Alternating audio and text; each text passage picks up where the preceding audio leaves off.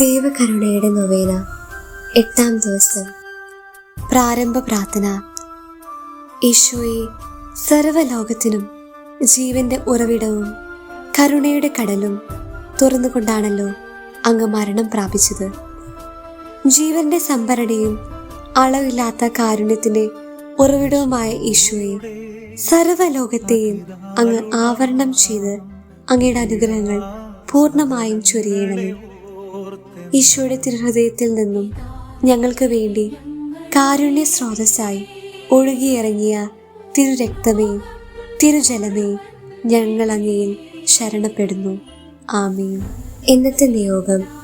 ഈശോ വളരെയധികം സ്നേഹിക്കുന്ന ശുദ്ധീകരണ ആത്മാക്കളുടെ നീറുന്ന മനസ്സുകൾ അവിടുത്തെ തിരുരക്തം കൊണ്ട് ആശ്വസിക്കപ്പെടുന്നതിനായി പ്രാർത്ഥിക്കുക.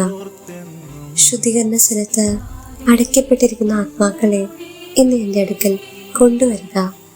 എൻ്റെ കരുണാസാഗരത്തിൽ അവരെ മുക്കിയെടുക്കുക. അവരെ പേടിപ്പിക്കുന്ന തീജ്വാലകളെ എൻ്റെ രക്തത്തിൻ്റെ പ്രവാഹം തണുപ്പിക്കട്ടെ. ഈ ആത്മാക്കളെ ഞാൻ വളരെയധികം സ്നേഹിക്കുന്നു. എൻ്റെ നീതിക്ക് സാക്ഷ്യം വഹിക്കുന്നവരാണവർ. അവർക്ക് ആശ്വാസം നൽകുവാനുള്ള ശക്തി നിങ്ങളിലാണുള്ളത്. എൻ്റെ സഭയുടെ ഭണ്ഡാരത്തിലുള്ള എല്ലാ ദണ്ഡവിമോചനങ്ങളും സമാഹരിച്ച് അവർക്ക് വേണ്ടി സമർപ്പിക്കുക. പ്രാർത്ഥന.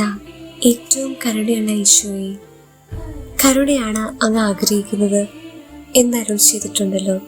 ശുദ്ധീകരണ സ്ഥലത്തുള്ള എല്ലാ ആത്മാക്കളെയും അങ്ങയുടെ സഹതാപാർദ്രമായ ഹൃദയത്തിൽ ഞാൻ സമർപ്പിക്കുന്നു. അങ്ങേക്ക് വളരെ പ്രിയപ്പെട്ടവരെങ്കിലും അങ്ങയുടെ നീതി പൂർത്തിയാക്കേണ്ടവരാണിവർ. അങ്ങയുടെ ഹൃദയത്തിൽ നിന്ന് പുറപ്പെട്ട രക്തവും ജലവും അവരെ ശുദ്ധീകരിക്കുന്ന അഗ്നിജ്വാലകളെ ശമിപ്പിക്കട്ടെ. അങ്ങനെ അങ്ങയുടെ കരുണയുടെ ശക്തി അവിടെയും പുകഴ്ത്തപ്പെടട്ടെ.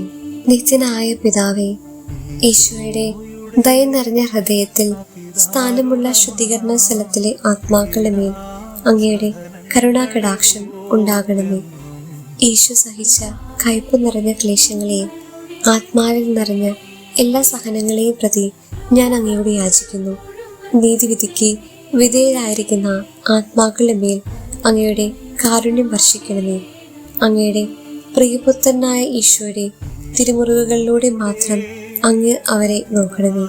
അങ്ങയുടെ ദയയ്ക്കും നന്മയ്ക്കും അതിരുകളില്ലെന്ന് ഞാൻ ഉറച്ചു വിശ്വസിക്കുന്നു. ആമേൻ.